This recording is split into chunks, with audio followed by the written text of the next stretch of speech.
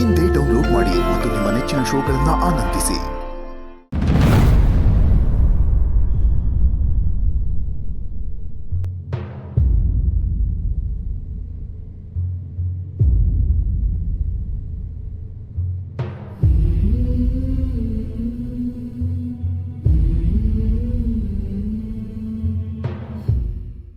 ನಿಮ್ಮ ಕೋಪ ನಮಗೆ ಅರ್ಥ ಆಯ್ತದೆ ಅಳಿ ಅಂದರೆ ಹಂಗಂತ ಕೋಪದಾಗೆ ಇದ್ದರೆ ಯಾವುದೂ ಸರಿಯಾದ ದಾರಿ ಸಿಗೋಕ್ಕಿಲ್ಲ. ಸಮಾಧಾನವಾಗಿ ಕುಂತು ಯೋಚನೆ ಮಾಡಿದ್ರೆ ಒಂದು ಸರಿಯಾದ ದಾರಿ ಸಿಗ್ತೈತೆ. ಗುರು, ಭಾವ ಹೇಳ್ತಿರೋ ದಿಟಾನೆಯ. ನೀನು ಎಷ್ಟು ಬೇಜಾರಾಗಿದೆಯಾ ಅಂತ ಎಲ್ರಿಗೂ ಗೊತ್ತದೆ. ಆದರೆ ನೀನೀಗ ಕೋಪ ಮಾಡ್ಕೊಂಡು ಕೂತ್ಕೊಂಡ್ರೆ ಎಲ್ಲ ಸರಿ ಹೋಯ್ತದ? ನಡಿ ಮನೆ ಒಳಗೆ ಹೋಗಮ್ಮ. ನಾನು ಬೇಸರದಾಗಿದ್ದೀನಿ ಅಂತ ನೀವೇ ಹೇಳಿದ್ರಲ್ಲ, ಸ್ವಲ್ಪ ಹೊತ್ತು ನನ್ನ ಪಾಡಿಗೆ ನಾನು ಇರಾಕ್ ಬಿಟ್ಬಿಡಿ. ಅಲ್ಲ, ನಾನು ಏನು ಹೇಳಕ್ಕೆ ಬಂದೆ ಅಂದರೆ ನನಗೆ ಮಾತ್ರ ಗೊತ್ತೈತೆ. ನೀವು ಇಷ್ಟಪಡೋರು ನಿಮ್ಮನ್ನ ಬಿಟ್ಟು ಹೋಯ್ತಾರಂತ ಮೊದಲೇ ಗೊತ್ತಾದ್ರೆ ಕುಸಾಗಿರಕ್ಕಾಯ್ತದ? ಶೋಳಿ ಮವಯ್ಯ, ಹಾಗಾಕಿಲ್ಲ ತಾನೆ? ಮತ್ತು ನಾನು ಹೆಂಗೆ ಸಮಾಧಾನವಾಗಿರಲಿ? ಓದ್ ಜನ್ಮದಾಗ ಅದು ಏನು ಪಾಪ ಮಾಡಿದ್ನೋ ಏನೋ, ಈ ಜನ್ಮದಾಗೆ ಎಲ್ಲ ಒಟ್ಟಿಗೆ ಅನುಭವಿಸ್ಬಿಡ್ಲಿ ಅಂತ ಆ ದೇವ್ರು ನನ್ನ ಈ ಭೂಮಿ ಕಳ್ಸೋನು ಅನಿಸ್ತಿದೆ.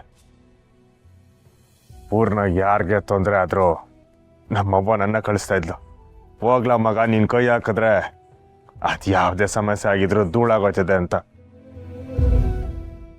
ಆದರೆ ಈಗ ನನ್ನ ಸ್ವಂತದವ್ರನ್ನ ಉಳಿಸ್ಕೊಳಕ್ಕಾಗ್ದಿರೋ ಪರಿಸ್ಥಿತಿ ಬಂದ್ಬಿಟ್ಟದೆ. ಈಗ ಹೇಳಿ ಮವಯ್ಯ, ನನ್ನ ಸಮಾಧಾನವಾಗಿರಕ್ಕಾಯ್ತದ? ಗುರು, ಎಲ್ಲ ಕಷ್ಟಕ್ಕೂ ಒಂದು ಪರಿಹಾರ ಇದ್ದೇ ಇರ್ತದೆ ಗುರು. ಅಂದ್ರೆ ಏನು? ಒಂದನ್ನು ಪಡ್ಕೋಬೇಕಂದ್ರೆ ಇನ್ನೊಂದನ್ನು ಕಳ್ಕೋಬೇಕಾ? ಇದ್ಯಾ ಪರಿಹಾರಕ್ಕಲ್ಲ? ಆ ದೇವ್ರಿಗೆ ನಾನು ಯಾರನ್ನೂ ಪ್ರೀತಿಸೋದು ಇಷ್ಟ ಇಲ್ಲ ಅಂತ ಕಾಣಿಸ್ತೈತೆ, ಅದಕ್ಕೆ ಹಿಂಗೆಲ್ಲ ಮಾಡ್ತಾವನೆ. ಅಂದರೆ ನಿಮ್ಗೆ ಆಗಿರೋ ನೋವು ಹಿಂಗೆ ಮಾತಾಡಿಸ್ತಾ ಐತೆ. ಹೌದು ಗುರು, ಈಗ ನೀನು ಸ್ಯಾನೆ ಬೇಸರವಾಗಿದೆಯಾ? ಒತ್ತಾರೆಗೆ ಮಾತಾಡಮ್ಮ ಬಾ. ಬಿಡು ಕಾಳೆ, ಮನೆಯೊಳಗೆ ಬಂದು ನಾ ಏನು ಮಾಡಲಿ? ಆ ದೇವ್ರು ನಾನು ಯಾರನ್ನ ಪ್ರೀತಿ ಮಾಡ್ತೀನಿ ಅವ್ರನ್ನ ತಾನೇ ಕಿತ್ಕೊಳ್ಳೋದು? ಆಯ್ತು, ಇನ್ಮೇಲೆ ಎಲ್ರೂ ದ್ವೇಷ ಮಾಡ್ತೀನಿ, ನಿಮ್ಮೆಲ್ಲರೂ ದ್ವೇಷ ಮಾಡ್ತೀನಿ. ಆಗ್ಲಾದ್ರೂ ದೇವರು ನಿಮ್ಮೆಲ್ಲರನ್ನೂ ಸಂದಾಗಿಟ್ಟಿರ್ತಾನೆ.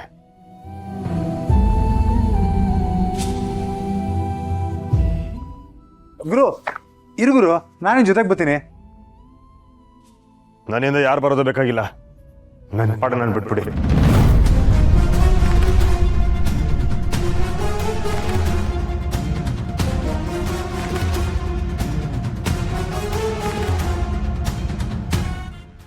ಓ, ನೀನಾದ್ರೂ ಹೇಳತ್ತಾನೆ